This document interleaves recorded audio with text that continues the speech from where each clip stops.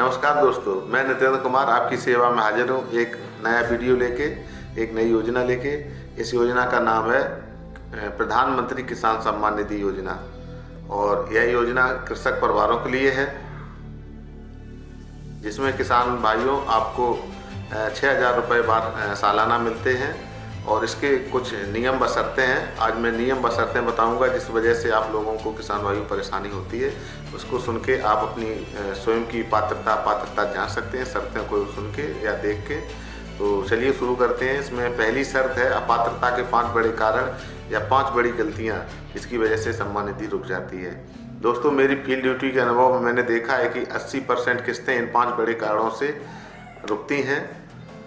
रुक सकती हैं, जो सरकारी नियमों में स्पष्ट है। इसलिए अपनी किस्त को चालू रखने के लिए आज ही इन नियमों को जांचें, स्वयं भी जांचें।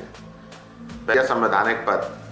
नियम पहला कहता है यदि किसान का परिवार या कोई सदस्य वर्तमान या सेवानिवृत्त सरकारी कर्मचारी है, केंद्र सरकार हो या राज्य सरकार का, और तो वो tasking staff, MTS class 4 D group के कर्मचारी या पेंशनर को इसमें छूट दी गई है। और दूसरा पॉइंट है उसी में उच्च मासिक पेंशन। नियम, यदि किसान या किसान के परिवार के सदस्य को 10,000 या उससे अधिक की मासिक पेंशन मिलती है तो वो अपात्र में आएगा। मल्टीटास्किंग या जो MTS के अंतर्गत और ग्रुप D के पेंशनर हैं, ग्रुप D या पेंशनर भोगी है, वो उनको नहीं, क्योंकि समूह घ के कर्मचारियों को इसमें रियायत दी गई है, उनको छूट है। आयकर दाता, तो वो भी इसके लिए अपात्र माने जाएंगे 5 बड़े कारणों में। अपात्रता के 5 बड़े कारण हैं। पहला हो गया आपका सरकारी नौकरी, दूसरा हो गया आपका उच्च मासिक पेंशन, तीसरा रहेगा आपका इनकम टैक्स। यदि किसान भाइयों आपने किसी भी पिछले समय में आयकर इनकम टैक्स रिटर्न किया है तो आप भी श्रेणी में आ जाएंगे।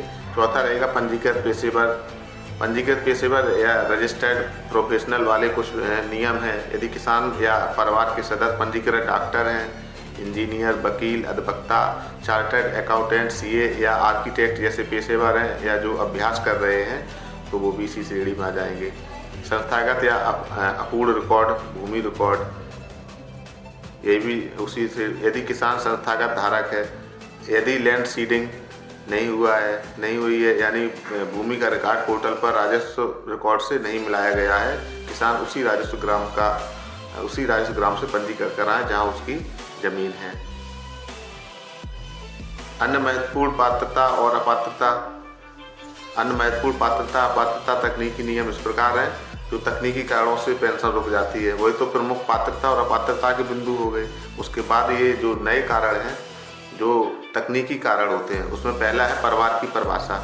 अभी हम जानकारी दी थी जो कृषक परिवार के लिए योजना है, उसमें बताना चाहेंगे कृषक परिवार की परिभाषा। यह नियम योजना में दिया गया है किसान के परिवार, पति और पत्नी और नाबालिग बच्चे के लिए है। इसलिए परिवार में केवल एक सदस्य योजना का लाभ ले सकता है। जमीन का स्वामित्व, किसान की जमीन का स्वामित्व 1 फरवरी 2019 से पहले का होना चाहिए। इसके बाद जमीन खरीदने वाले विरासत या उत्तराधिकारी वाले जमीन को छोड़कर आमतौर पर पात्र नहीं होंगे। खरीदने वाले नहीं, 2019 फरवरी के बाद जिसने भी जमीन खरीदी है वो योजना का लाभ नहीं ले पाएंगे। DBT या NPCI का होता है लिंकिंग। इसमें नियम 4 कहता है किसान का बैंक खाता आधार से लिंक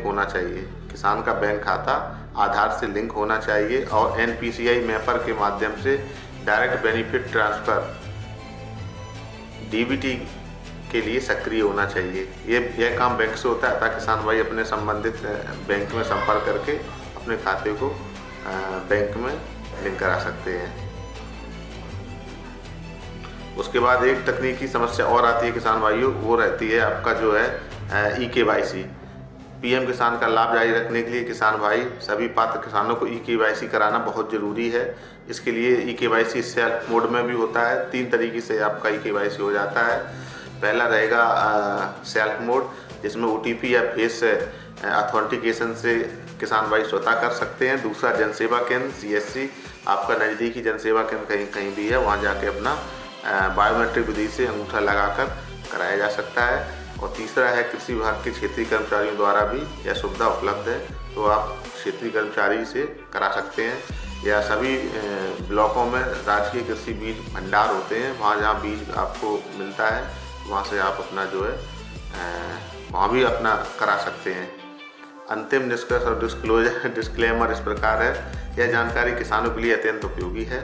और तो दोस्तों, अपनी किस्त चालू रखने के लिए आज ही ये सभी चीज़ें जांचें और सुनिश्चित करें कि आपका स्टेटस पात्र है या अपात्र है। डिस्क्लेमर में मैं बताना चाहूँगा, मेरा उद्देश्य केवल अपने वर्षों के अनुभव और सरकारी दिशा निर्देशों का उपयोग करके आपको बेहतर तरीके से जानकारी उपलब्ध कराना है, ना कि कोई आधिकारिक घोषणा करना। आधिकारिक जानकारी के लिए आप पीएम किसान पोर्टल पर या अपने कृषि विभाग से संपर्क करें। यदि आपको जानकारी अच्छी लगी है तो चैनल को लाइक, सब्सक्राइब, शेयर करें और चैनल में बने रहने के लिए धन्यवाद। शुक्रिया।